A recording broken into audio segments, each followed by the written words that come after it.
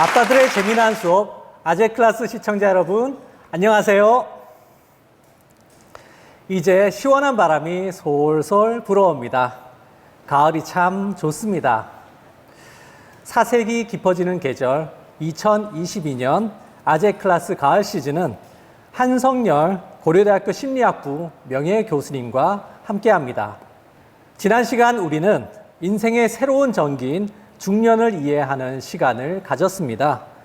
위기의 중년을 넘어 자아를 실현하고 삶을 도약시키는 절호의 기회이기에 지나온 삶을 평가하고 새로운 일과 사랑을 점화해야 한다고 배웠습니다.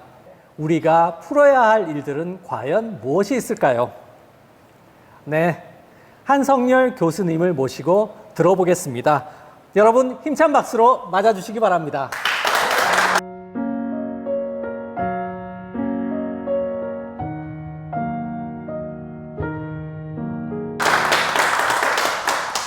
자, 이렇게 큰 박수로 맞아주셔서 굉장히 고맙습니다. 지난번에 이어서 우리가 또 이제 중년에 대한 그 공부를 계속 하겠는데요. 우리 조금 전에 이 중년에 대해서 우리 사회자가 참 잘 지적을 해 주신 것처럼 사실 지금 이 계절이 중년을 생각하기에 딱 좋은 계절입니다. 되게 보통 우리가 가을이 남자의 계절이다 이렇게 얘기를 하는데 사실 이 중년이라는 거는 이 가을하고 아주 비슷해 가지고요. 이거를 어떻게 우리가 잘 가을을 즐길 수도 있지만 또 하나는 이제 그 아름답던 낙엽이 다 떨어지게 되면 삭막한 겨울로 온다 이런 생각을 하게 되면 좀 쓸쓸하고 이제 이런 계절이 되잖아요.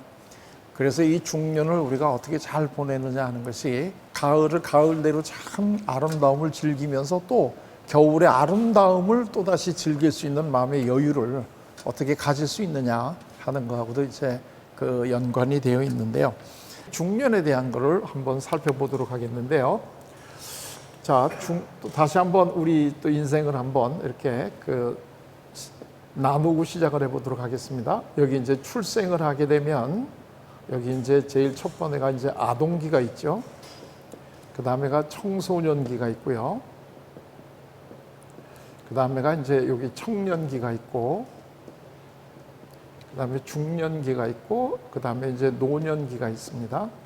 이걸 우리가 그래서 이제 우리 인생을 이 계절에도 많이 비유를 합니다.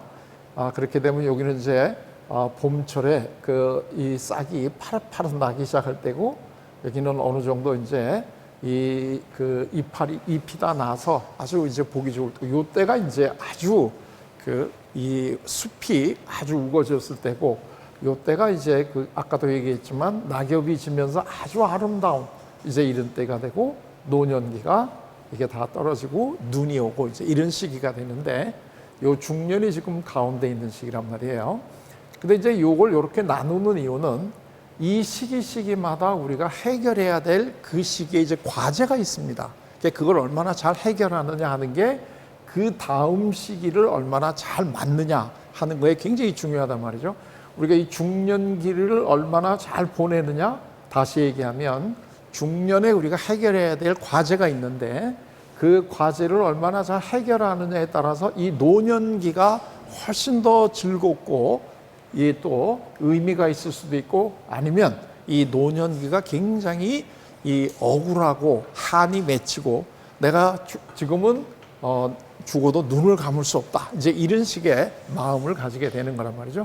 자, 그러면 요 시기가 우리 삶에서 뭘 하는 시기냐면, 아동기는 앞으로 내가 뭘 하면서 살 것인가 하는 이 자료를 이렇게 쭉 모으는 겁니다. 예를 들면 어린애들이 하루는 불자동차 지나가는 걸 보고 나는 앞으로 이제 소방관이 될 거야 이러다가 또 경찰차가 지나가는 걸 보고는 나는 경찰이 될래. 그리고 또 몸이 아파서 병원에 한번 갔다 와서 나는 의사가 될래, 간호사가 될래, 이렇게 앞으로 내가 뭘 하면서 살 거냐는 이런 이제 여러 가지 자료를 모으는 준비를 하는 시기고요. 청소년 때는 그거를 다 종합을 해가지고 여러 가지 중에서 나는 앞으로 이렇게 살겠다 하는 거를 만들어가는 이 형성, 나라고 하는 거를 형성하는 시기입니다. 이때를 우리가 이제 심리학적으로는 자기 정체성을 확립하는 거다. 정체성이라는 거는 여러 가지 자기가 하고 싶은 것들 중에서 하나를 고른다. 이제 그 얘기입니다. 그 다음에 이제 청년이 되면 이제 그렇게 된 거를 갖다 내가 이제 수행을 해야죠.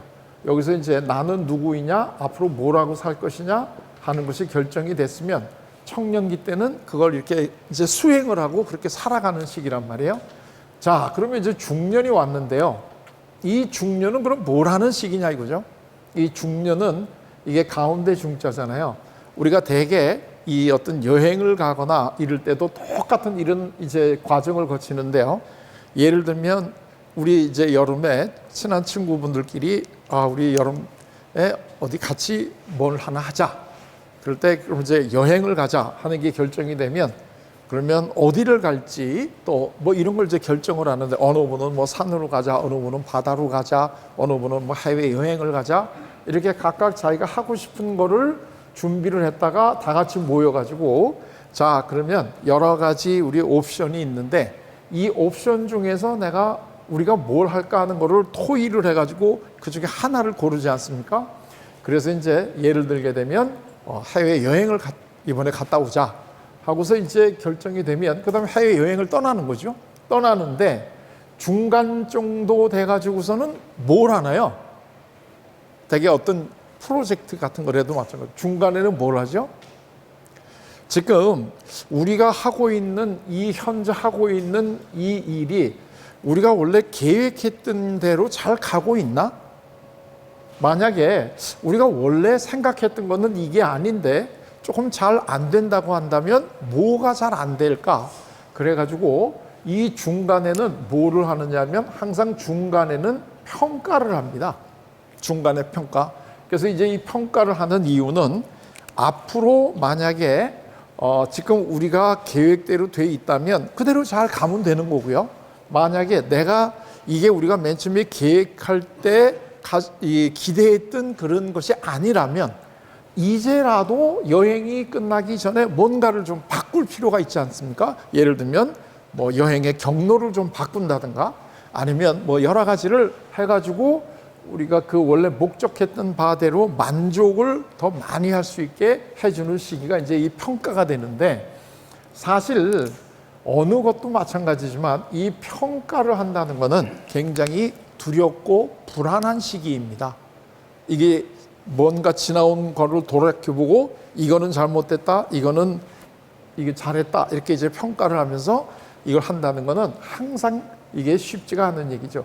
예를 들면 우리가 그 직장이나 이런 데서도 감사를 받지 않습니까? 지나간 해요. 이게 굉장히 그 신경이 날카로울 때죠. 감사를 받을 때가 이게 지적을 받거나 이렇게 되니까 그게 사실은 우리 중년기도 그런 시간이다 이거예요. 근데 그 중년을 그렇게 한다고 하는 것은 남은 삶을 더 잘 살게 하기 위해서 이렇게 되는데 그럼 이 노년에 와서 평가를 하지 왜 이 중년에 평가를 하느냐 이제 이런 질문을 우리가 할 수 있는데요.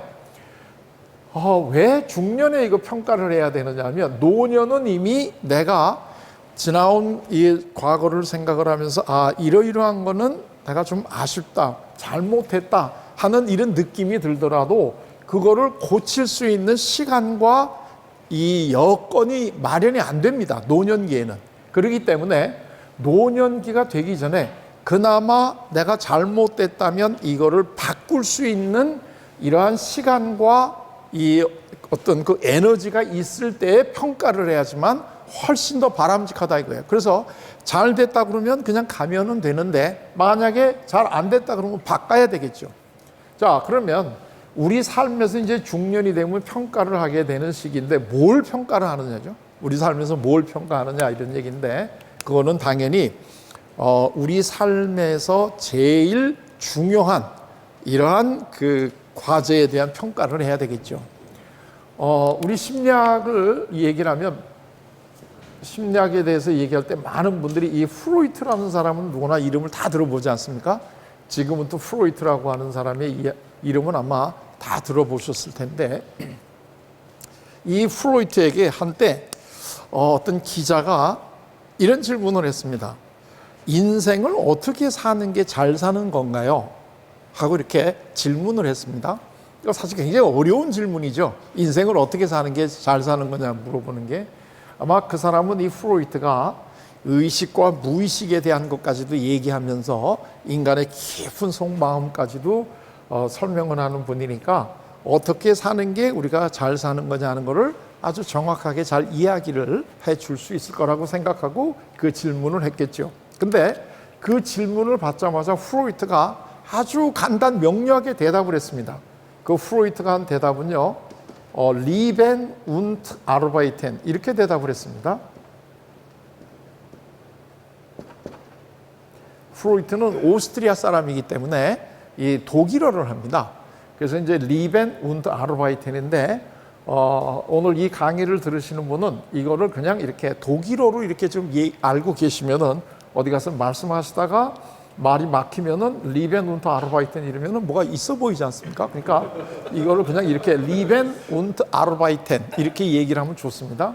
Lieben은 뭔가요? 이게 Lieben은 영어로 하면은 love고 Arbeiten은 우리도 요새는 많이 알지 않습니까? work, 일이다는 거죠. 자, 그러면 이 프로이트에 의하면 우리가 잘 살기 위해서는 두 가지를 잘해야 된다는 거예요. 하나가 리벤, 사랑을 해야 되고 또 하나는 일을 해야 된다.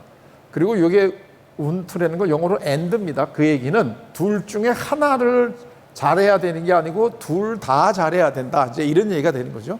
자, 그런데 이 러브라고 하는 게 우리 삶에서 구체적으로 하나의 제도로 나타나는 건 뭐냐면 결혼입니다.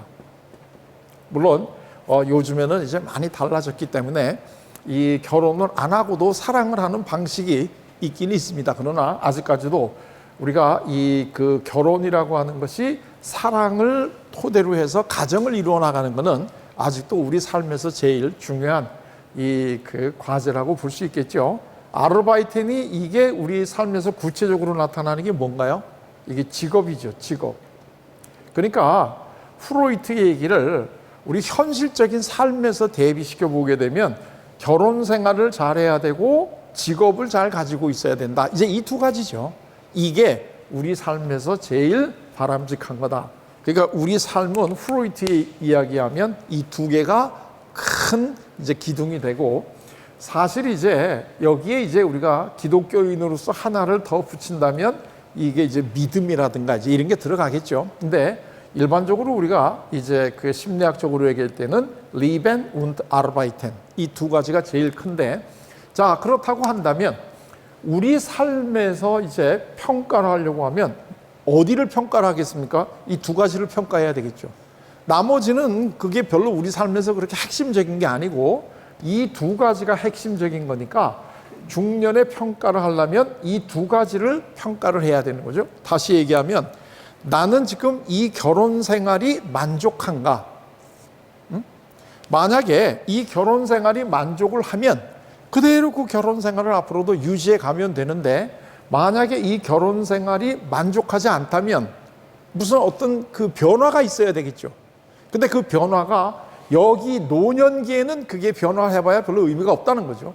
그렇기 때문에 이때 변화를 줘야 된다. 그래서 사실은 이 중년에 뭐가 많으냐면 이혼이 많습니다. 중년에 이혼율이 올라갑니다. 이 주위에 보면 잘 살고 있는 것 같은 이런 친구들이 어느 날 나 이혼하고 싶어. 이제 나 이혼했어. 이런 얘기를 아마 많이 하기 때문에 상당히 당황스러웠던 이런 경험이 있으실 텐데 그 이유는 왜 그러냐면 이 중년의 평가에서 제일 먼저 나오는 게 이 내 가정생활, 부부생활을 이거를 앞으로 유지할 건가 말 건가 하는 것이 제일 중요합니다. 그렇기 때문에 이때에 이 부부 간에 이러려면 우리가 이혼하자 이런 얘기가 참 많이 나옵니다. 다른 어느 시기보다도 이러려면 우리가 이혼하자 이런 얘기를 제일 많이 이제 하게 되는데 그 이유는 바로 이 중년에 이거를 결정을 내리지 않으면 그때는 내가 시간이 없기 때문에 이런 초조함을 느끼기 때문에 그렇다. 이제 이런 얘기고요. 이 직업하고 관계되는 거를 보면 뭐가 많을까요? 이직이 많죠. 이거는 아니다. 이제 이렇게 이직을 하게 되는 이게 높습니다. 그래서 이제 우리가 이 통계를 보게 되면 이 결혼이라고 하는 게 이혼율이 이혼율을 이 추이를 보게 되면 이게 이렇게 이 쌍봉낙타에 그걸 하는데요. 이때가 이혼율이 높은데 이때가 언제냐면 결혼한 지 3년에서 5년 된 시기입니다. 이때가 이혼율이 굉장히 쭉 올라가고요. 그 다음에 이때가 언제냐면 중년입니다. 그러니까 한 40세 후반에서 50세 요 중년에 이혼율이 또 한번 쭉 올라갑니다. 근데 이제 요 이혼율이 여기서 올라가는 이유가 바로 이제 이런 거죠. 그러니까 이 결혼 생활이라고 하는 게 내가 예상했던 거하고 내가 기대했던 거하고는 다르다 이거예요. 자, 그러면 이때는 왜 이혼율이 높지 않느냐? 이때는 아직 젊었기 때문에 미래를 바라보고 살잖아요. 그래서 내가 지금은 결혼 생활에 약간 불만이 있더라도 내가 노력을 하고 우리가 서로 노력을 하다 보게 되면 앞으로 우리 결혼 생활이 더 좋아질 거다 하는 이러한 그 미래를 바라볼 수 있는 게 젊은 시절이잖아요. 꿈이 있으니까. 그래서 우리가 서로 노력을 하다 보면 앞으로 우리 결혼 생활이 더 좋아질 수 있을 거다. 이런 이제 그 생각이 드는데 중년이라고 하는 이때도 다시 한번 이제 나를 생각하는데 이 중년이라는 건 이제는 현재하고 미래 시점에서 미래를 생각하면서 현재를 포기하기에는 이제 그렇게 시간이 없는 때다 이거죠. 그러니까 예를 들면 내가 이 사람하고 지금 한 20년, 30년 살아왔는데 아무리 내가 노력을 해보아도 우리들 사이의 관계가 더 좋아질 수는 없을 거다 하는 이런 평가가 나올 수 있잖아요. 그러면 내가 20년, 30년을 노력을 했는데도 안 좋아지는 이 결혼 생활이 이게 앞으로도 좋아질 거라는 그 희망을 가질 수가 없죠. 이때는 굉장히 현실적인 거니까. 그러면 이제 두 가지죠. 이렇게 불만족스럽고 이런 결혼 생활을 그냥 지속을 하든가, 그리고 계속해서 나는 내 결혼 생활은 불행했다라는 평가를 내릴 수밖에 없는 삶을 살든가, 아니면 지금이라도 이 결혼 생활을 변화를 줘야 된다 하는 이런 생각을 할 수가 있는 때가 바로 이때다 이거야. 그래서 특히 요즘에 이제 이혼율이 높아지는 이유는 특히 이 전에는 이 여성들이 그래도 많이 참고 살았다는 거죠. 왜냐하면 여성들이 이혼을 할 때 이 혼자서 자립한 생활을 할 수 있는 여건이 굉장히 이게 불리했습니다. 전에는. 그런데 요즘에는 이 법적으로 여성들이 이혼을 하더라도 이 경제적으로 예를 들면 결혼한 이후에 이 재산, 증식된 재산의 반을 논아 가진다든가, 또는 하다못해 우리 유교적인 전통이 강한 나라에서 결혼한 여성들에게도 종중의 땅을 거기에 대한 지분을 해준다든가, 여러 가지가 이제는 이 결혼한 여성들이 이혼을 한다고 하더라도 얼마든지 경제적인 이러한 것을 받을 수 있는 사회적인 여건이 되어 있을 뿐만 아니라 우리 사회가 점차적으로 이혼이라고 하는 것에 대해서 가지고 있었던 그 부정적인 판단의 강도가 약해지죠. 사실은 그거는 여성들에게도 뭐나 남자들에게도 마찬가지입니다. 전에는 여성들을 내가 예를 들면 이 어떤 다른 이유 때문에 그 조강지처를 벌였다 뭐 이렇게 되면 굉장히 그게 이 윤리적으로 나쁜 사람인 것처럼 이제 이런 어떤 그 매도를 당했는데, 요즘에는 그런 생각을 별로 안 하죠. 이제 그러다 보니까 이 결혼이라고 하는 거에 대한 평가를 내리고, 아니면 이제 우리 관계를 끝내자, 이제 이런 식의 생각들을 많이 하게 되고, 더더군다나 이때가 되면 중년이 언제냐면 이 대개 부모가 이 중년이 됐을 때 자녀들은 이제 이쪽이 되는 시기란 말이에요. 근데 이때는 자녀들이 부모를 떠날 때 아니겠어요? 그러니까 대개 경우에 이 자녀들이 어렸을 때는 내가 너희들 때문에 참고 산다 뭐 이제 이런 얘기를 많이 하잖아요. 특히 이제 어머니들이 그런 얘기를 많이 하는데, 이 청소년들이 되면 얘네들이 이제 자기가 부모를 떠나야 된단 말이에요. 부모를 떠나게 되면 부모들의 삶을 정리를 하고 자기들이 떠나야 된다 이런 느낌이 드니까, 엄마 우리 생각하지 말고 엄마만 생각해 뭐 이제 이런 얘기들을 많이 하죠. 그래가지고 뭐 우리 때문에 뭐 참고 살았다 이런 얘기 하지 마. 왜냐하면 얘네들이 두고두고 그 얘기 듣고 싶지 않다는 거죠. 그 얘기를 듣고 싶지 않으니까 엄마 생각을 해서 만약에 아버지하고의 삶이 더 이상 마음에 안 든다 그러면 그냥 엄마도 갈라서, 그리고 우리 때문에 참고 살았다 이런 얘기 다시는 하지 마. 이제 이런 식의 심리적인 압력을 가해준단 말이에요. 그러니까 그 이혼이 옛날보다는 훨씬 더 이게 그 가까이 올 수밖에 없는 이런 이유가 이제 여기서 나오는 거죠. 그 다음에 이제 이 이직이라고 하는 거는 이게 이제 이 자발적 이직이 있고 본의 아니게 이직하는 경우가 있는데, 대개의 경우에 그 본의 아니다라고 하는 건 어떤 조직에 있을 때, 내가 어떤 회사에 들어가 있을 때 내가 원하지 않더라도 나와야 될 이런 이제 시기가 있잖아요. 대개 우리나라가 법적으로 뭐 이 몇 살 때까지는 이제 보장을 한다. 그래서 정년 퇴임이 뭐 몇 살이다 이렇게 되게 돼 있는데, 대개 정년 퇴임을 끝까지 그 마음이 불편하지 않게 지킬 수 있는 직업이 몇 안 되지 않습니까? 대개 알아서 그냥 눈치 보고 내 밑에 사람이 나보다 직급이 올라간다든가 뭐 이런 식의 그게 되면 알아서 그냥 나와야지, 법으로 인정해 준 그 기간까지 나는 여기 계속 있겠다 이렇게 버틴다는 게 그렇게 쉽지 않죠. 근데 대개 그 이직의 이 시간이 점점 이렇게 짧아지지 않습니까? 요즘에 대기업을 보게 되면 뭐 점점 자꾸 이제 젊음을 선호하는 시대적인 흐름 때문에 그런지 그 새로 그 임원이 되는 사람들 평균 나이가 뭐 50 전 이제 이렇게까지 내려오잖아요. 그러면 내가 50이 됐는데 아직까지 나는 임원이 못 됐다 이러면 나는 나와야 되지 않습니까? 그러니까 이런 식으로 보면 이거는 이제 비자발적 이직이 되는데, 이거 말고 또 자발적 이직도 있습니다. 그건 뭐냐면 내가 열심히 여기서 일을 해 보았댔자 비록 내가 이사가 된다고 하더라도 그 임원이 된다는 게 그 임시직원이다 뭐 그런 뜻이라며요. 이게 언제 나가야 될지 모르는 거가 되기 때문에 나는 그러면 이 시간 이후에는 내가 뭘 할 건가 하는 이런 거에 대한 이제 고민을 많이 해야 되는 시기가 되고, 그러면서 과연 내가 한 20년 동안 해왔던 나의 이 일이 이게 정말 내가 즐겁게 그리고 내가 정말 나의 이 적성에 맞고 나의 능력을 발휘하면서 즐거웠던 일인가 하는 거에 대한 평가를 해야 되겠죠. 만약에 이게 아니라고 한다면 얼마 안 남은 나의 인생에서 내가 진짜 하고 싶은 거를 해야 되겠다 이런 생각이 굉장히 강하게 드러나는 거죠.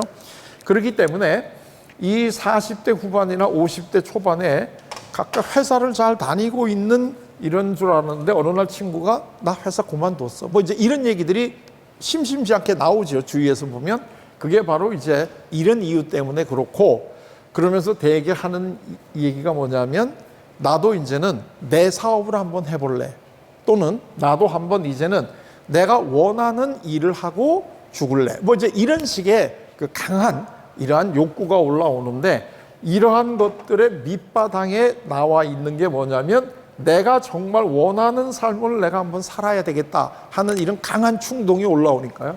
그래서 이 중년이라고 하는 건 이제는 지금까지 내가 살아왔던 나의 삶을 한번 되돌아보고 평가를 해서 정말 내가 원하는 삶을 살아가야 되겠다 하는 이러한 것들을 우리가 절절하게 만나는 이러한 시간이 된다 하는 이런 이야기입니다.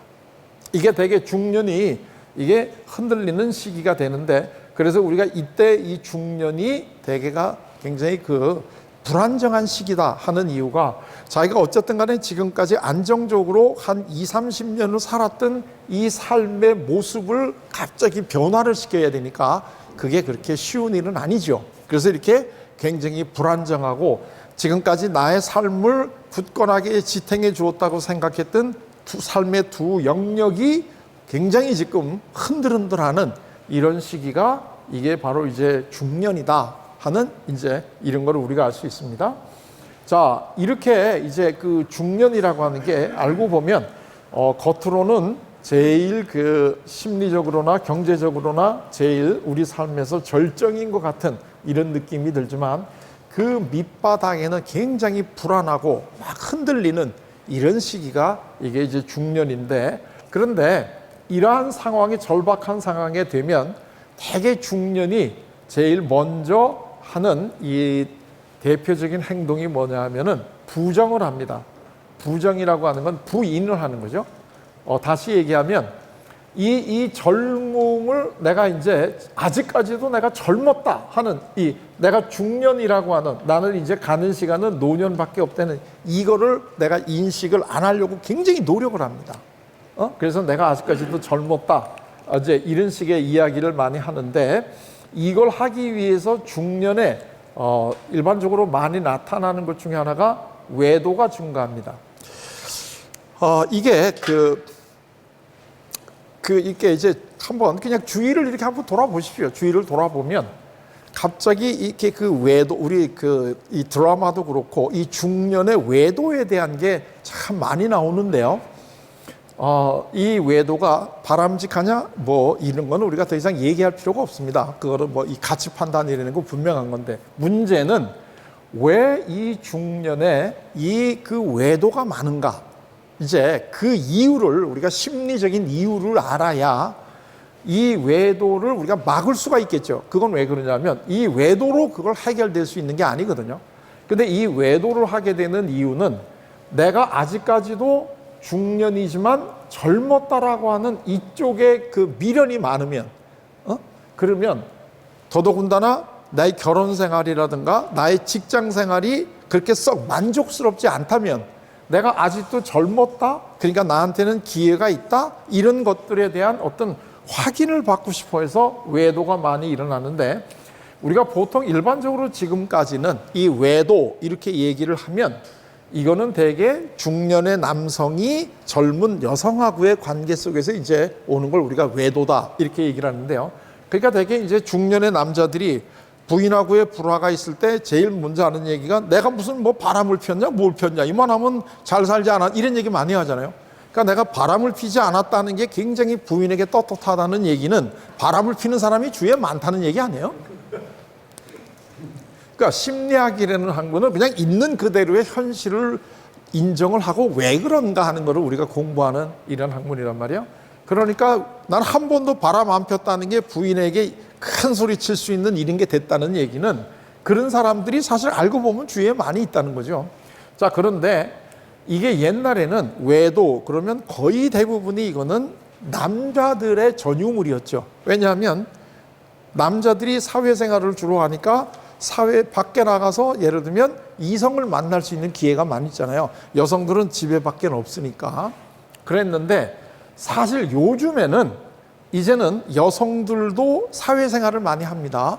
또 사회생활을 안 한다고 하더라도 여성들이 이제는 집에만 있는 시대가 아닙니다. 여성들 나름대로 각자 뭐 친구들하고 무슨 뭐 골프를 치러 다닌다든가 뭐 여러 가지 그걸 하기 때문에 이제는 여성들도 밖에 나가서 얼마든지 이성을 만날 수 있는 이러한 그 기회가 점점 더 많아집니다.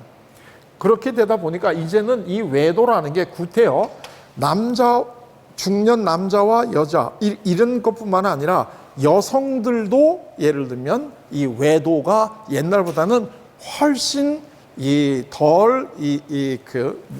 뭐라 그럴까요?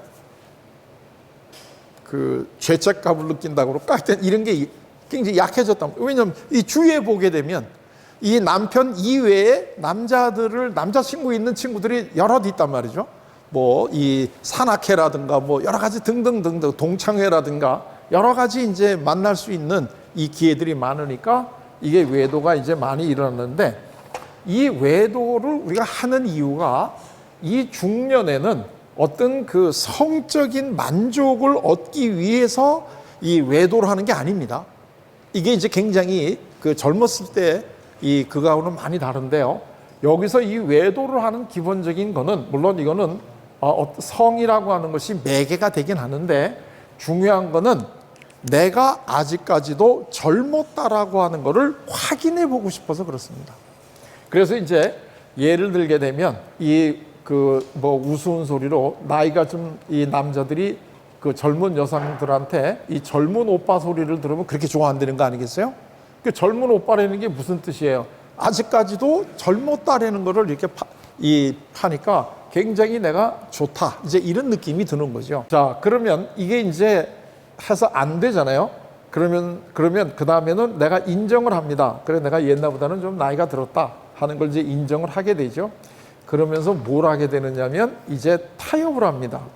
타협을 하는데 이 타협이라고 하는 거는 이제 나는 내가 지금까지는 내가 해야 되는 어떤 일 때문에 결혼 생활이나 아니면 직장 생활을 내가 해왔는데 나도 이제는 그 나가 한 번밖에 살 수 없는 내 인생에서 이제는 나도 정말 내가 원하는 삶을 한번 살아보겠다 해가지고 타협을 하면서 이 타협의 이 주된 내용은 뭐냐면 한 번만 나에게 이제 내 정말 원하는 정말 나의 삶을 살아볼 수 있게 나에게 기회를 한 번만 주십시오 하는 이런 식의 그 타협을 합니다. 그럼 누구하고 타협을 하느냐?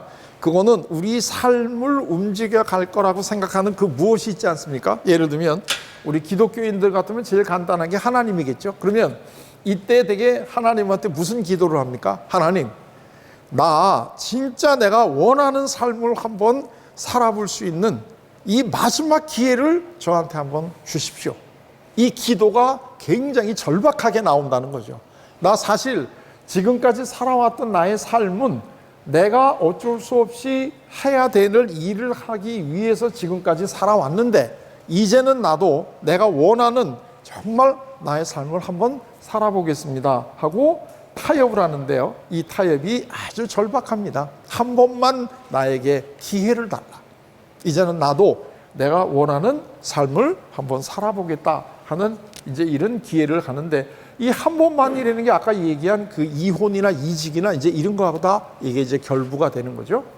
그러다가 이제 세 번째가 되면 이제 이것 가지고 안 됩니다. 아무리 내가 한다고 하더라도 또 예를 들면 어떤 걸 한다고 하더라도 결국은 내가 이제 나이 들어서 이쪽으로 가고 있다 하는 사실을 받아들일 수밖에 없는데 이제 인정을 하게 됩니다. 인정. 그걸 이제 받아들이죠. 받아들인다는데 그 여기서 인정을 한다는 건 뭘 인정을 하느냐면 내가 한계가 있구나 하는 것을 인정을 하는 겁니다. 아무리 내가 능력이 있다고 하더라도 우리 모두는 자기가 진짜로 원했던 삶을 다 사는 사람은 없습니다. 항상 우리 삶은 내가 되고자 했고 내가 예상했던 나의 삶보다는 항상 부족하게 우리의 삶은 끝나게 돼 있습니다. 예를 들면 우리 모든 이제 한번 생각을 해보십시오. 나는 지금 내 인생에 이루려고 했던 목표를 나는 지금 다 이루었다. 이렇게 지금 스스로 생각할 수 있는 분들이 몇 분이나 됩니까? 우리 기독교적으로 보게 되면 이런 분들은 딱 한 분밖에 없습니다. 예수님. 나머지는 우리는 다 이루었다 얘기할 수 있는 사람은 하나도 없고요. 다만 우리는 그 목적을 향해서 표대를 향해서 그냥 나아가는 과정에 있는 것뿐이지 어느 누구도 나는 다 이루었다 이렇게 이야기할 수 있는 사람은 아무도 없다는 거죠. 자, 그러면 나는 결국은 우리가 중년의 아주 중요한 이 과제는 뭐냐면 이 나의 한계를 인정하는 것부터 시작이 되는 거죠. 나는 아무리 내가 노력을 하더라도 나는 내가 원하는 거를 다 이룰 수는 없다. 그것이 내가 능력이 부족하거나 노력이 부족했다기보다 인간이 가지고 있는 한계죠. 인간이 가지고 있는 한계. 그래서 나는 더 이상 내가 이 원하는 삶을 살 수 없다 하는 이 인정을 하게 되는데 이게 중년에서 제일 해결해야 될 이 과제가 되는 게 나의 한계를 인정을 하는 데서부터 시작이 되는 겁니다. 사실 중년뿐만 아니라 우리가 성숙한 삶을 산다 하는 가장 이 첫 번째 이 발은 뭐냐면 내가 부족한 것을 인정하는 데서부터 시작이 됩니다. 그러니까 성숙한 사람하고 미성숙한 사람하고의 차이는 내가 부족하다는 것을 인정을 하면 성숙한 사람이고 내가 능력이 없다라는 걸 인정을 안 하고 계속 자기가 능력이 있는 것처럼 남과 자기를 스스로 속이고 있게 되면 계속해서 미성숙한 상태를 갈 수밖에 없습니다. 그래서 이 단계가 온다고 그러는 게 이게 제일 우리가 성숙한 삶을 살아가는데 가장 이제 기본적인 건데요. 근데 이제 이 한계를 우리가 느낀다. 그럴 때 이게 아무래도 우리가 한계를 느낀다고 하는 거는 이게 씁쓸한 일이잖아요. 나는 여기까지가 내 한계구나 하는 걸 인정을 하게 되면 그 다음에는 요 한계를 뛰어넘을 수 있는 또 다른 이 책략을 만들어내는 게 인간의 이제 그 위대한 점이란 말이에요. 자, 그러면 이 한계를 우리가 어떻게 넘어갈 것인가 하는 게 이제 굉장히 이제 중요한 이러한 그 중년의 이 과제가 되겠죠. 내가 아무리 좋은 능력과 꿈과 이런 게 있더라도 결국은 나는 여기까지가 나의 한계구나 하는 거를 이제 인정을 하게 되면 그 한계를 인정을 하게 되면 왜 성숙한 삶으로 나가게 되느냐면 그럼 대안을 찾을 수 있게 되는 거죠. 근데 내가 능력의 한계를 인정하지 않고 내가 노력을 안 했기 때문에 그래 이렇게 생각한다면 계속해서 내가 노력을 한다는 방법밖에는 없잖아요. 근데 아무리 노력을 한다고 하더라도 이 중년 노년으로 넘어가면서는 노력으로 안 되는 게 있죠. 그러니까 우리 한계가 있으니까요. 그럴 때 이거를 이제 인정을 해야 되는데 그러면 이거를 어떻게 우리가 넘어가야 되느냐 하는 거를 또 한번 이제 생각을 해볼 필요가 있는데요. 이 우리들이 이런 과업을 그 각각의 시기마다 잘 이거를 그 해결해 갈 수 있는 거는 이 그 사람을 잘 만나야 됩니다. 사람을. 요 아동기 때 얘네들이 잘 지내기 위해서는 누구를 잘 만나야 되느냐면 제일 먼저 부모를 만나야죠. 좋은 부모를 만나야지 인생의 가장 기본적인 토대가 잘 닦아지겠고요. 그 다음에 여기 또 누구를 만나야 되느냐면 초등학교 올라가면 교사, 선생님을 잘 만나야 됩니다. 이 선생님도 우리 삶에 굉장히 중요한 역할을 해주시는 분이거든요. 그 다음에 이제 이 청소년이 되게 되면 누굴 잘 만나야 되나요? 예, 이 친구를 잘 만나야 됩니다. 이 청소년이라고 하는 건 친구 따라 강남 가는 시기이기 때문에 친구를 잘 만나야 되고요. 이 청년기는 누굴 잘 만나야 되나요? 예, 그렇습니다. 이게 아까 결혼이라고 그랬으니까 기본적으로 하면 이제 배우자입니다. 근데 요즘에는 또 여러 가지 그 변형된 형태가 있지만 어쨌든 배우자 또는 결혼 안 하고 살면 연인 이제 이런 얘기가 되겠는데요. 배우자입니다.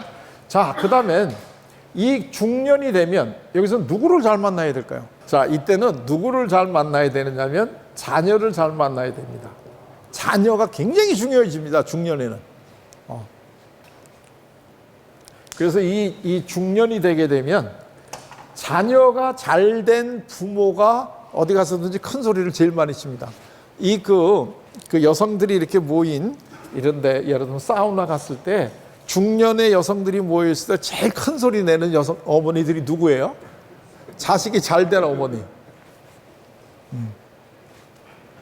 그러니까 이때까지는 그냥 계속 그 구석에 말 안 하고 있다가 중년에 어떤 여성이 두각이 나타나는 거는 자기가 잘 됐다는 것보다 자녀가 잘 됐을 때 그때 이 자기 자녀들을 통해서 내가 얼마나 그 좋은 어머니였느냐 이제 이런 거를 얘기를 하게 되는데 그래서 이 중년에는 이 자녀가 굉장히 중요해지는데요.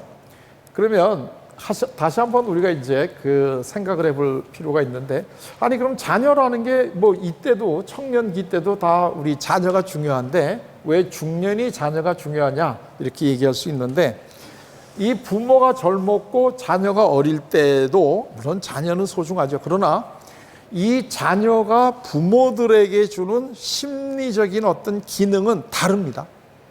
우리가 이 부모가 나이가 얼마가 되고 그 사람이 지금 어떠한 이 시기에 살아가고 있느냐에 따라서 그 자녀가 그 부모에게 주는 심리적인 기능이 다르다 이거예요. 예를 들면 부모가 청년기이고 자녀가 어릴 때는 이 자녀는 부모들의 그 사랑을 주는 대상입니다. 그러니까 부모들이 가지고 있는 양육 동기를 해결해 주는 대상으로서의 자녀가 굉장히 중요합니다. 그런데 이 중년이 되게 되면 이제 이 중년의 자녀들은 부모들의 양육 대상이 아닙니다. 이 자녀들은 이때는 되게 이제 청소년이 되는데 이 청소년 자녀들이 뭐가 얘네들이 귀엽고 보기만 해도 눈에 넣어도 안 아플 이런 애들이 아니죠. 이 자기 청소년 자녀들 사진 지갑에다 놓고 다니는 아버지들이 있습니까? 되게 애들 어렸을 때 사진 넣고 다니지? 이거는 왜 그러냐? 이제는 얘네들은 더 이상 양육의 대상이 아닙니다. 그럼 얘네들은 무슨 대상이냐? 왜 중년이 되게 되면 이 자녀들이 소중해지느냐? 그 이야기는 이 자녀들이 나의 한계를 계속해서 물려받아서 내가 원했던 나의 삶을 이어갈 거라고 하는 이 기대를 제일 먼저 충족시켜주는 게 자녀입니다.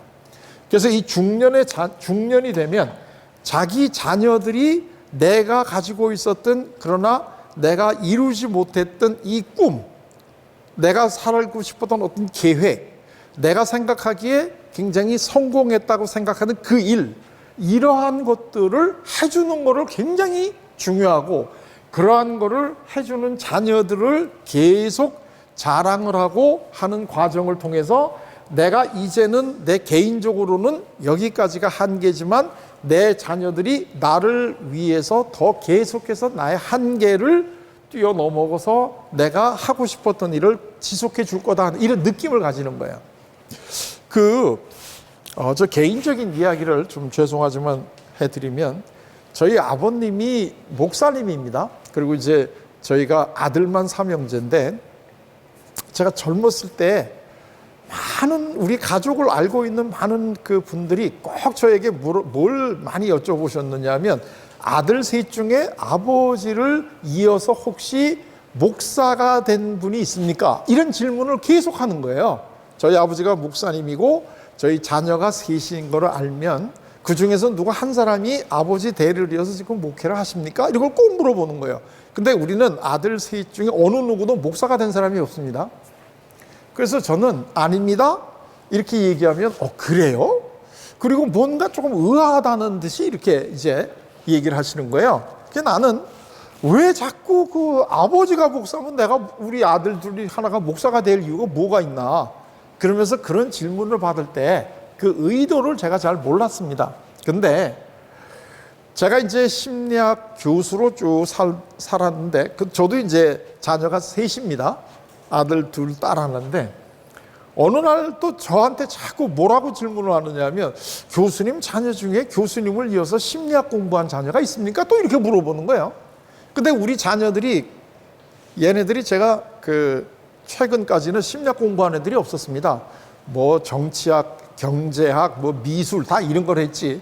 그리고 저도 얘네들이 제가 심리학을 했다고 그래가지고 얘네들도 나를 이어서 심리학을 해야 될 거다라는 생각 자체를 제가 젊었을 때 안 했습니다. 그랬는데 어느 날 저도 이제 나이가 이렇게 들어가면서 갑자기 그런 질문을 자꾸 받다 보니까 갑자기 어떤 의문이 드느냐면 정말 얘네들이 셋 중에 왜 하나도 심리학을 안 했지? 얘네들이 자기 아버지가 심리학 하는 걸 보니까 별로 그게 그렇게 재미가 없거나 아니면 별로 의미가 없다고 생각을 했나? 이런 생각이 갑자기 드니까 왜 정말 얘네들이 이걸 안 했을까 하는 이런 느낌이 딱 들면서 얘네들이 심리학을 했으면 내가 얘네들을 도와줄 게 많을 텐데 내가 전혀 모르는 다른 영역을 가면 제가 도와줄 게 별로 없지 않습니까? 뭐 제일 어느 영역을 가든 간에 도와줄 수 있는 건 돈이 많으면 될 텐데 제가 무슨 돈이 많은 사람도 아니고 그래서 심리학을 한다 그러면 그동안에 제가 깔아놓은 게 많으니까 얘네들을 내가 도와줄 게 있을 거고 내가 가르쳐 줄 게 있을 텐데 이게 왜 얘네들이 심리학을 하나도 안 하지? 하면서 어느 날부터 좀 서운해지고 내가 나를 돌아보면서 내가 심리학을 한다는 이 사실이 얘네들한테는 그게 별로 매력적이지 않나? 이런 느낌이 딱 들더라고요. 그러면서 슬슬 내가 너희들 심리학 좀 해보지 않을래? 이런 이야기들을 나도 어느 날 또 하고 있더라고요. 근데 그래서 이제 그 이야기가 먹혀 들어갔는지 어쩌는지 제가 아는 심리학 그리고 제가 아는 이 상담 심리학 분야에 대해서 공부하는 이 자녀가 나오니까 굉장히 안심이 되는 거예요. 그리고 내가 알고 있는 지식을 다 주고 내가 그동안 알고 있는 어떤 인적인 이런 소위 네트워크 있잖아요. 그 사람 소개도 해주고 막 이러면서 얘네들이 잘 될 수 있도록 내가 굉장히 신나하더라고요. 그래서 그걸 보고 내가 이제는 심리학자로서의 나의 한계는 거의 왔는데 그러면 우리 자녀들이 나와 유사한 영역을 하면서 내 한계를 뛰어넘어서 그 다음으로 더 나가주면 내가 굉장히 기쁘겠다 하는 이런 느낌을 많이 가지게 되더라고요. 그 우리나라의 속담에 이제 그 청출어남이라는 게 있지 않습니까? 사실 이 스승과 이 제자 또는 이 부모와 이 자녀 이 사이의 관계에서요, 어떤 자녀가 제일 효자인가요? 뭐 그 부모를 잘 모신다 뭐 이제 이런 것도 우리가 있지만, 사실은 이 자녀가 부모를 능가하는 자녀가 나와가지고, 야, 어떤 부모 밑에서 너 같은 이런 뛰어난 사람이 나오는지 그 너희 부모를 한번 내가 만나보고 싶다, 이런 얘기를 들을 수 있는 자녀가 사실 효자 아닌가요? 물론 그 사람들이 그 부모를 만나보고 싶어하는 이런 경우가 반대 경우도 있습니다. 네 부모가 어떤 부모이기 때문에 너 같은 새끼가 나왔냐, 이제 이런 것, 이게 완전 불효자죠. 그러니까 남들이 너희 부모를 한번 만나보고 싶은데 왜 만나게 하느냐, 이게 이제 굉장히 중요한데, 이게 이제 불효자와 이게 이제 그 갈라지는데, 이게 왜 그 효자가 될까? 그거는 부모가 이미 한계를 느꼈던 그 이후를 계속 이어가는 거. 그래서 야, 너희 부모가 너를 보면 정말 든든하고 자랑스럽겠다, 이런 이야기를 들을 수 있다면 이 자녀는 사실은 효자가 되는 거잖아요. 이게 바로 이제 청출어남이잖아요. 그 우리나라의 이제 그 바둑의 역사를 보게 되면 이 아주 걸출한 바둑 그 이 구단이들이 있는데, 그 중에 대표적인 분이 이제 조훈현 구단이 있잖아요. 근데 이제 이 조훈현 구단이 한때 우리나라 바둑계를 갖다가 완전히 이 제패를 했던 때가 있었잖아요. 근데 이 조훈현 구단의 이 아성을 무너뜨린 사람이 이창호 구단입니다. 근데 그 이창호 이 그 구단은 어렸을 때 조훈현 구단의 집에서 숙식을 하면서 이 바둑을 배운 내제자잖아요. 그래서 이 조훈현 구단을 꺾은 아주 결정적인 사건이 동아일보사 주최의 그 국수전인데, 그 국수전에서 이제 그 도전자가 이창호 구단, 그때는 구단이 아니죠.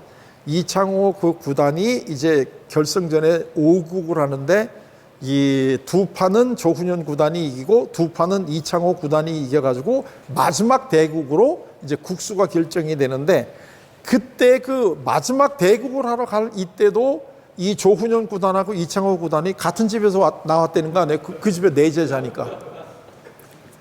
자, 그때 그 조훈현 구단의 그 부인의 마음이 참 진짜 어땠을까 하는 게 이제 우리가 느껴지는데요. 그때 결론을 아시죠? 이창호 구단이 자기 선생님을 꺾고 새로운 국수가 됐습니다. 그러니까 그게 얼마나 큰 이슈가 됐겠어요. 그랬는데 지금 소감이 어떠냐? 스승을 이제 이기고 새로 국수가 된 그 소감이 어떠냐? 이렇게 얘기했을 때 그 이창호 구단이 했다는 이야기가 그 전설처럼 들립니다. 그 얘기가 뭐냐면, 이제야 스승님의 은혜를 갚았습니다, 그랬다는 거예요. 이제야 스승님의 은혜를 갚았습니다. 그게, 야, 제가 맨 처음에 그 얘기를 들었을 때 그 바닥은 참 진짜 대단한 바닥이구나. 그게 그 스승의 그럴 때 은혜를 갚았다? 미안하다라든가 뭐 좀 이런 얘기를 하는 게 아니라 스승의 은혜를 갚았다? 이런 얘기를 한다는 게 참 맨 처음에 좀 이해가 좀 잘 안 됐었는데요. 나중에 저도 나이가 들고 이렇게 이제 그 보니까 정말 스승의 은혜를 갚는 길은 스승보다 더 뛰어난 이 제자가 되는 길이더라고요. 근데 그 조훈현 구단도 나중에 다른 인터뷰를 할 때 보니까, 이래저래 나는 언젠가는 누구한테 질 텐데 나는 내 제자한테 진 게 참 다행스럽다고 생각한다, 그렇게 또 얘기를 하시더라고요. 이래저래 나도 질 텐데 그러면 내 제자한테 진 게 나는 굉장히 다행스럽다, 이런 얘기를 하시면서, 그래서 야, 진짜 이 청출어남이라는 게 그런 거구나. 사실 이 제자도 어떤 제자가 뛰어난 제자냐면 스승을 능가하는 제자가 뛰어난 제자 아니겠습니까? 이번에 그 우리나라에도 그 뭐 이 수학의 노벨상이라고 하는 필드상을 받았다는 무슨 이제 무슨 교수가 있잖아요. 그 교수의 그걸 타고 나니까 그 아버지 어머니가 굉장히 크게 이렇게 그 언론에도 나오고 그러잖아요. 그러니까 우리는 그러면서 이런 자식을 뒀고 또 그 아버지도 통계학이고 수학이니까 거의 같은 분야잖아요. 그러니까 이 필즈상을 받은 그 젊은 그 학자가 얼마나 효도도 했고 또 얼마나 좋은 제자 역할을 했는가 하는 것을 이제 우리가 알 수 있는데, 그게 바로 이 우리가 노년이 이제 중년이 되면 이 자녀들에 대해서 굉장히 관심을 많아지는데, 그 관심이 많아지는 거는 이제 그게 애정의 대상으로서의 관심이라기보다는 나의 한계를 뛰어넘고 내가 못했던 거를 계속 이어주는 대상으로서의 자녀, 이게 이제 굉장히 중요하다, 이제 이런 얘기입니다. 그리고 보면 예를 들면 이제 TV 프로 같은 데서 이제는 많이 그 사라져간 전통적인 어떤 장인들의 이런 그 프로가 나오는데, 이 아버지는 예를 들면 대장간에서 이제 농기구를 만들거나 이제 이런 그 장인이 자기 그 아들이나 자기 자녀가 이거를 이어줬으면 좋은데, 되게 젊은 친구들은 이런 거 안 한다 그러고 이제 도시로 나가잖아요. 그러면 내색은 안 하지만 좀 서운한 느낌이 있었는데, 그러다가 도시에 가서 생활하다가 얼마 지나서 다시 아버지 곁으로 와서 내가 이거를 물려가겠다 이럴 때 그 아버지가 얼마나 흐뭇해 하시는가 하는 그 표정을 한번 보시게 되면 이 중년의 이 자녀의 이 역할이 뭘까 하는 것을 우리가 잘 알 수가 있다는 거죠. 근데 이 자녀라고 하는 거는 물론 제일 그 기본적인 거는 이 생물학적인 자녀입니다. 그러나 생물학적인 자녀뿐만 아니라 얼마든지 심리적인 자녀도 있을 수 있습니다. 자, 여기 제가 스승과 제자라고 썼는데, 예를 들면 저처럼 이제 이 대학에서 학생들을 가르치던 이런 그 일을 했던 사람은 제 제자들이 다 저희 자식과 같은 제자들이 되는 거죠. 그래서 이제 제 자녀들이 뭐 TV나 이런 데 출연해 가지고 아주 강의를 잘하고 많은 분들이 이 좋아할 때 저는 어디 가서 자꾸 나도 모르게 걔가 내 제자야 이런 얘기 자꾸 하게 되거든요. 그럼 왜냐하면 얘가 잘 되는 거가, 내가 지금은 이제 나는 내가 못 이루었지만 내가 하고 싶었던 심리학자로서의 일을 얘가 지금 계속 이어져 가고 잘 되고 있다 하는 것 때문에 내가 굉장히 기쁘단 말이죠. 또는 뭐 신부나 수녀나 목사님들이나 이런 분들 같으면 뭐 예를 들면 교회라든가 이런 데서 돌보는 이런 애들도 사실 심리적인 자녀가 되는 거고요. 또 우리가 뭐 여러 가지, 또는 정말 직장이나 이런 데서는 이 새로 나는 이제 내가 올라갈 수 있는 건 다 올라가 있는데 새로 신입사원 중에 내 마음에 드는 애들이 있으면 걔네들이 앞으로 회사 생활에서 성공할 수 있게 내 노하우를 다 주고 싶어하는 이런 직원들이 있을 때 얘들은 심리적으로는 자녀의 역할을 지금 하고 있다, 이렇게도 이거를 볼 수가 있는 거죠. 그러니까 우리는 이 중년에는 이 내가 이제 늙어간다, 내가 한계를 가지고 있다 하는 이런 것들을 부정을 했다가 타협을 했다가 이제는 인정을 하고 그 한계를 다른 사람을 통해서 이거를 이어가는 이러한 과정을 통해서 이제 나의 한계를 넘어가게 되는데, 그래서 이 중년의 제일 이 가져야 될 이 그 미덕, 이거는 뭐냐면 배려입니다. 배려. 젊은 사람들에게 내가 가지고 있는 많은 이 그 자원을 아낌없이 이렇게 주는 이 배려하는 거, 그게 이 멋있는 중년의 이제 모습이 되는 거죠. 이 배려에 반대되는 건 뭡니까? 안 주는 거겠죠. 그러니까 이 내가 가지고 있는 이거를 내가 쟤네들한테 이걸 알려주게 되면 쟤네들이 그걸 이용해서 내 자리를 갖다가 뺏으려고 할 거다, 이렇게 생각을 하면 가능하면 내가 안 주려고 그걸 비밀로 가지고 있겠죠. 그렇게 되면 결국은 쫓겨나는데 아름답지 못하게 쫓겨나겠죠. 그러니까 이 내가 배려를 다 이렇게 주면서 이 너희들이 잘 됐으면 좋겠다, 이제 이런 생각을 하실 수 있어야 되는데, 그래서 이제 이 중년의 이런 마음을 잘 드러내는 게 이제 중년의 기도입니다.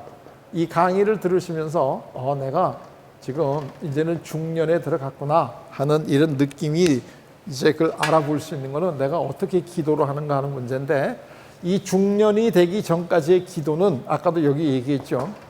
내가 한 번만 더 내가 원하는 걸 할 수 있는 기회를 주십시오. 여기서 주어가 누구냐면 나잖아요. 내가 하는 거잖아요. 지금 내가 한 번만 더 내가 원하는 거를 할 수 있게 해 주십시오 하는 게 젊었을 때 우리가 하는 기도의 이 중요한 형식인데, 중년의 기도는 뭐가 되겠어요? 하나님, 나에게 주실 복이 아직도 남아 있으시다면 이제는 그 복을 누구에게 줘요? 내 자녀에게 주십시오. 이게 중년의 기도입니다. 아직까지도 저에게 주실 복이 남아 있다면 이제는 나의 자녀에게 주십시오. 이렇게 우리가 진심으로 속에서 우러나오는 기도를 하게 되면 그게 바로 중년의 기도입니다.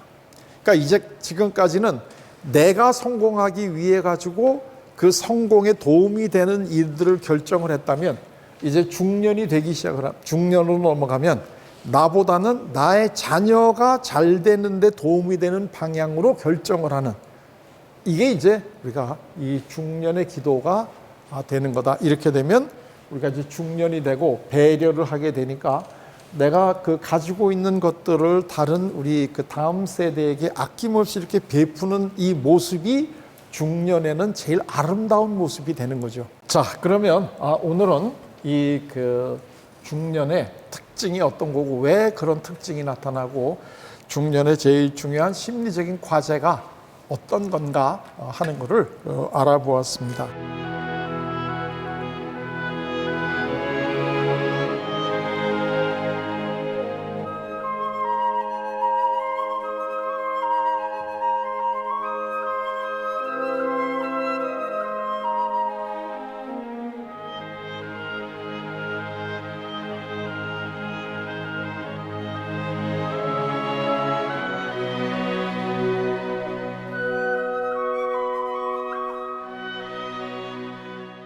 시청자 여러분, 가슴에 깊이 새겨지는 얘기가 정말 많지요?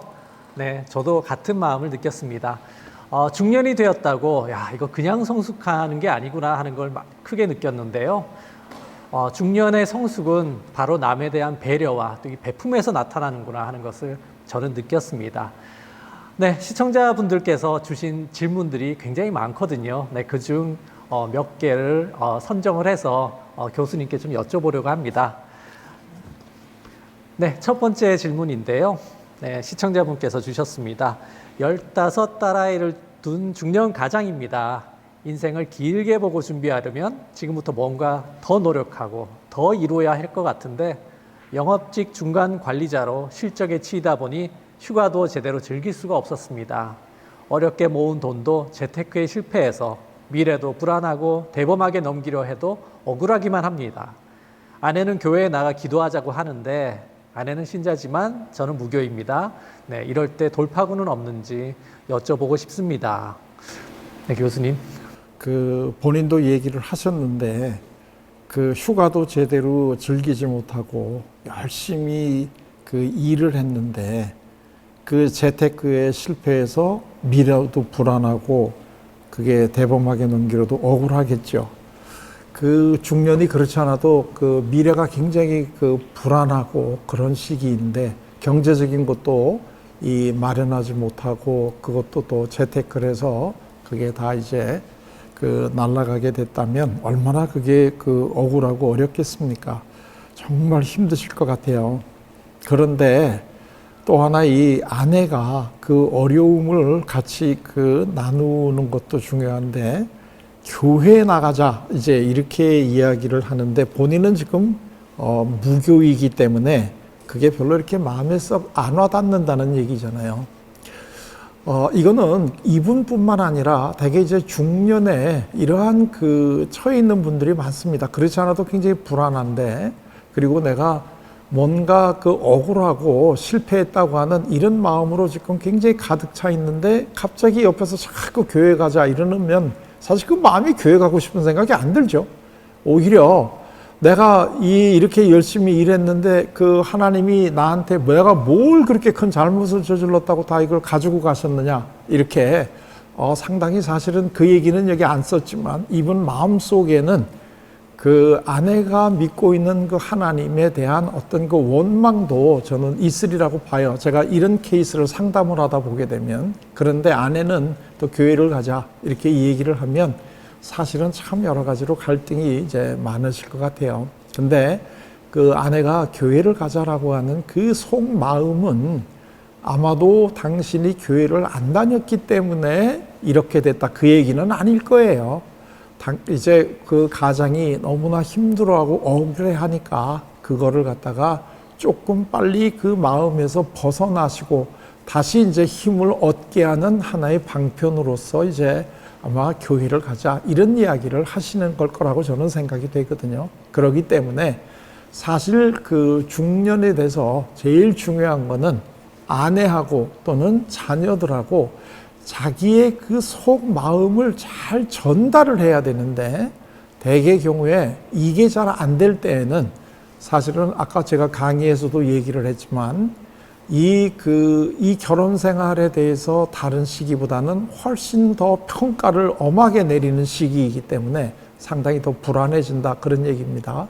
그래서 이제 어떻게 이 중년에 그렇지 않아도 서로 자기 삶을 평가하기 때문에 어려울 때 이 본인 스스로 실패했다고 생각하고 있는 이 배우자를 도와줄 수 있을까 하는 것은 사실은 다음 시간에 우리가 해야 될 주제이니까 다음에 꼭 제 강의를 한번 들어주시면 제가 꼭 그 얘기를 해드리도록 하겠습니다. 지금까지는 잘 살아왔다고 생각하는 55세의 남자입니다. 아내와 늘 이런저런 일로 다퉜지만 이번에 아들 일로 크게 싸워서 대화가 단절된 상태입니다. 아들이 번듯한 직장에 들어갔다가 적성에 안 맞는다고 아버지인 저 몰래 공부해서 공무원이 되었습니다. 아들이 아내와 둘이서만 의논하고 나에게는 지금껏 한마디도 안 한 게 무척 화가 납니다. 아들만 싸고 도는 아내나 급할 땐 엄마부터 찾는 아들. 남편이자 아버지인 가장이 이렇게 무시당해도 되는 겁니까? 아니면 그냥 쿨하게 넘어가야 할까요? 그게 뭐 쿨하게 지나가야 할까요? 이렇게 얘기했는데 이게 쿨하게 지나갈 거였다면 벌써 쿨하게 지나갔겠죠. 이제 그거는 뭐 우리가 쿨하게 넘어가세요. 뭐 이렇게 제가 얘기했다면 참 제가 심리학 허탄거가 됐는데요. 그게 쿨하게 지나갈 수가 없으니까 어려운 질문을 하셨겠죠. 근데 여기서 보면 이제 두 가지가 있는 것 같아요. 하나는 아들이 아버지가 보기에 번듯한 그게 뭔지는 제가 모르겠는데 그거를 했는데 그거를 상의 없이 다른 걸로 바꿨다 하는 요게 이제 한 주제가 되고요. 또 하나는 그 아들하고 엄마가 굉장히 친밀하면서 자기는 중요한 결정에서 지금 도외시 되어 있다는 이 두 가지가 지금 여기 걸려 있는 것 같아요. 근데 사실 이거는 좀 따로따로 우리가 이야기를 해야 될 것 같아요. 이 두 가지가 같이 있기 때문에 많이 이제 힘드셨을 텐데요.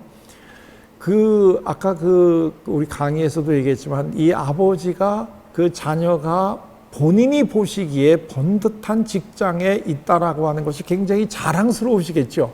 우리 아들이 이러이러한 직장에 지금 다니고 있다 하면서 이렇게 은근히 친구들이라든가 이런 분들하고 얘기할 때 굉장히 자랑스럽고 또 그런 걸 통해서 본인의 삶도 성공했다 이렇게 느껴질 텐데 그게 갑자기 본인의 생각하고는 다른 직장을 했을 때 느끼는 어떤 배신감 같은 거라든가 이런 게 굉장히 클 것 같아요.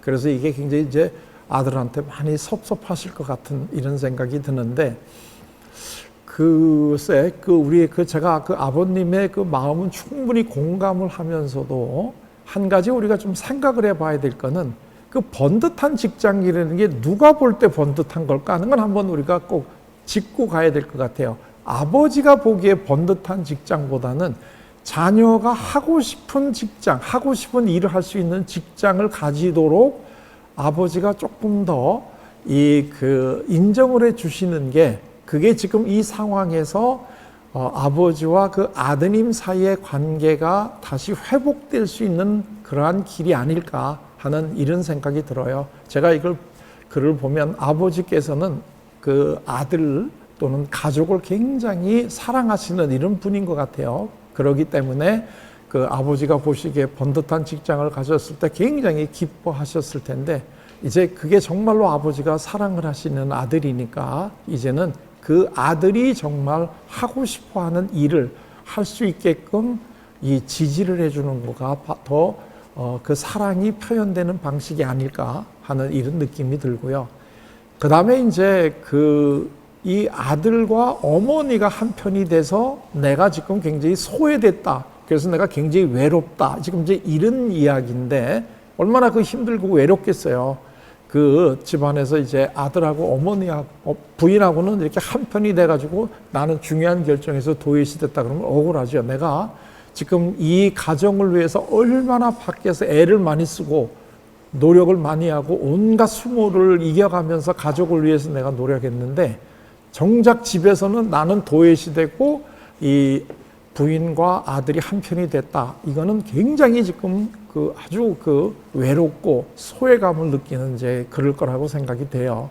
그래서 충분히 그 마음이 힘들 거다라고 하는 게 제가 충분히 이해가 되는데 한 가지 우리가 조금 더 여유를 가지고 생각을 이제 해볼 필요가 있을 텐데요. 그거는 왜 중요한 의사결정을 아버지를 빼고 어머니하고 아들이 의논을 했을까? 요 점을 한번 이제 생각을 우리가 해보게 되면 아마 그 아드님의 입장에서는 아버지에게 의논을 해보았댔자 아버지는 내가 진짜 일하려고 하는 그 일로 옮기는 거를 반대하실 거다 하는 이런 어떤 생각을 먼저 하시지 않았을까 하는 생각이 들어요. 그렇게 되면 아드님도 내가 원하는 일을 하고 싶은데 아버지에게 얘기하면 분명히 아버지는 반대할 거다. 그러면 내가 아버지에게 얘기할 필요가 없다. 이렇게 느껴지겠죠. 그 다음에 이제 어머니는 지금까지 어머니가 아들이 이렇게 살았으면 좋겠다라고 하는 거를 지금까지 얘기하기보다는 아들이 원하는 거가 잘 됐으면 좋겠다. 이렇게 생각하셨을 것 같아요. 그렇다고 한다면 우리가 그냥 일반적으로 상식적으로 생각을 하면 우리가 그 아들의 입장이라고 한다면 누구하고 먼저 의논을 할까요? 그러한 집안에 어떤 이 역동이 있다면 아마 거의 대부분의 아들들은 어머니하고 먼저 의논을 하지 않을까요? 그러니까 우리가 굉장히 섭섭하고 지금 외롭고 이런 마음이 든다는 건 충분히 이해가 돼요. 이거는 사실은 부인과 아드님이 아버지가 그런 마음을 가지고 있을 거라고 하는 것은 충분히 인정을 해주시고 공감을 해주셔야 되는 게 중요하고요. 아버지 입장에서도 내 생각보다는 이제 당사자들의 생각을 조금 더 존중해 줄 만큼 이제 우리 자녀가 컸구나 하는 이러한 면을 좀 더 생각을 하시고 오히려 그렇게 자기의 삶을 하나하나 걸어가고 있는 아드님에 대해서 조금 더 자랑스러운 이러한 생각을 해주시면 그리고 그거를 표현을 해주시면 아마도 아드님과 그의 관계가 훨씬 더 원만해질 것 같아요. 왜냐하면 아드님도 사실은 아버지로부터 너 참 네가 진짜 원하는 결정을 했다는 건 잘한 결정이다. 나는 오히려 네가 스스로 원하는 결정을 했다는 그 모습이 굉장히 나는 더 믿음직스럽고 더 좋다. 이런 이야기를 정말 듣고 싶을 거예요. 그러니까 그 얘기를 해주시게 되면 아드님도 아버지의 마음을 미리 헤아려 주지 못한 것에 대한 미안함도 표현할 수 있을 것 같고 이러면서 해결이 되지 않을까 하는 생각이 드는데요. 예, 아드님께 자긍심을 심어줄 수 있는 그런 얘기를 해주는 게 좋겠습니다. 네, 세 번째 질문은요. 아무래도 교수님 책을 읽은 독자가 보내주신 질문 같습니다. 네, 교수님의 신간 이제는 나로 살아야 한다에서 예화로 나온 서머셋 모험의 달과 유펜스에는 중년의 주인공이 좋은 직장과 가정을 뒤로하고 자아실현을 한다고 타이티로가 그림을 그리면서 살지요. 그리고 행복하게 살다 이렇게 죽는데요. 네, 희생정신과 의무감으로는 중년 이후의 삶을 살아가는 건 무척 힘들겠다는 생각이 듭니다. 그렇다고 주인공처럼 타이티로 가야 할까요? 또한 가정은 자아 실현에서 어느 정도의 비중을 가지고 있다고 생각하십니까? 그 달과 육펜스에 나오는 그 주인공은 우리가 잘 알고 있는 고갱이라고 하는 그 유명한 화가의 그 실질적으로 있었던 일을 그 소설 형식으로 쓴 건데요. 근데 이제 그 아까 하신 이 말씀 중에 굉장히 좋은 직장을 버렸다. 이제 이렇게 얘기를 하는데 사실 이 전 질문에서도 제가 그런 얘기를 했는데 그 좋은 직장이라는 게 누가 봤을 때 좋은 직장인가요? 그게? 그러니까 이게 사회적인 어떤 판단이라든가 다른 사람이 볼 때 좋은 직장이라고 하는 것이지 그게 당사자에게도 과연 그게 좋은 직장일까 하는 거는 사실 우리가 중년이 아니더라도 앞으로 우리 스스로뿐만 아니라 우리 자녀나 또는 우리 주위에 있는 사람들의 어떤 그 중요한 그 결정을 할 때 굉장히 중요하게 우리가 고려를 해봐야 됩니다. 본인이 봤을 때 좋은 거하고 당사자가 봤을 때 좋은 거하고는 굉장히 다른 거죠. 본인이 부모의 입장에서 예를 들면 볼 때는 굉장히 좋은 거고 안정적이지만 자녀가 볼 때는 그거는 자기가 하고 싶은 게 아니라고 한다면 이때 뭐가 과연 좋으냐 하는 것이 이제 굉장히 그 우리가 한번 생각을 해봐야 될 주제이고요. 아까도 제가 강의를 하면서 참 이게 이제 이 상충될 수 있는 이런 게 뭐냐면 우리 삶이 얼마나 자기 실현을 하고 살아야 되느냐 아니면 도덕적이고 윤리적인 삶을 살아야 되느냐 지금 이게 상충될 때 과연 우리는 무엇을 택해야 되느냐 하는 거는 굉장히 대답하기가 굉장히 어려운 질문입니다. 그래서 저도 지금 굉장히 망설여지는데요. 왜냐하면 네가 좋다고 네가 그 좋은 거 하겠다고 그 가정과 그리고 직장을 네가 버리고 그림 공부를 해가지고 타이틀이 들어가는 게 과연 옳으냐? 그거 우리가 도덕적으로 한번 우리가 생각을 해보게 되면 그게 옳다 이렇게 얘기하기는 참 어려울 겁니다. 그러나 이제 다른 한편으로 우리가 또 생각을 해보면 내가 사실은 하고 싶은 게 다른 게 있는데 그걸 내가 가족들을 부양한다고 하는 의무 때문에 그거를 못하고 계속 내가 별로 정말 원하지 않는 일을 지속적으로 한다 하는 것은 과연 그거는 또 도덕적으로 옳은 일일까요? 이게 우리는 사실은 이게 쉽게 어떤 게 더 옳다 그르다라고 얘기하기는 굉장히 이게 아주 예민한 질문이다. 그런데 이게 이제 보통 저한테 많은 질문이 들어오는 게 바로 이겁니다. 우리가 성숙한 삶을 살아가고 자기를 실현하는 삶을 살아간다는 게 꼭 도덕적인 삶을 살아간다는 거하고 일치하는 게 아닙니다. 그러니까 예를 들면 사회적으로 볼 때는 굉장히 모범적이고 도덕적으로 산다고 하는 사람들도 우리가 이 깊이 그 사람의 그 마음까지 들여다보게 되면 사실은 굉장히 불만족스러움에도 불구하고 사회적인 어떤 인정을 받기 위해서라든가 어떤 종교적인 교리에 따르기 위해서 자기의 진짜 원하는 것을 감추고 살아가는 사람도 우리 주위에는 많이 볼 수 있습니다. 근데 과연 우리가 어떻게 살아야지만 더 바람직하고 보람 있는 삶일까 하는 거에 대해서는 사실은 이거는 항상 우리가 좀 고민을 해야 될 주제이기 때문에 제가 이 자리에서 그냥 단순하게 이게 옳다 저게 옳다 이렇게 얘기하기는 사실은 좀 어렵습니다. 다만 아까도 제가 강의를 하면서 얘기를 했지만 심리학이라는 학문 자체가 이게 옳다 저게 옳다 하는 이러한 판단을 내리기 이전에 왜 그러한 일이 일어나는가 하는 그 심리적인 이유를 한번 알아보는 것부터 시작을 하는 겁니다. 그러면 이제 왜 중년에 그런 일이 일어났을까 하는 걸 아시게 되면 그때 어떤 것이 더 옳은 판단일까 하는 건 이제 각자의 몫이 되겠죠.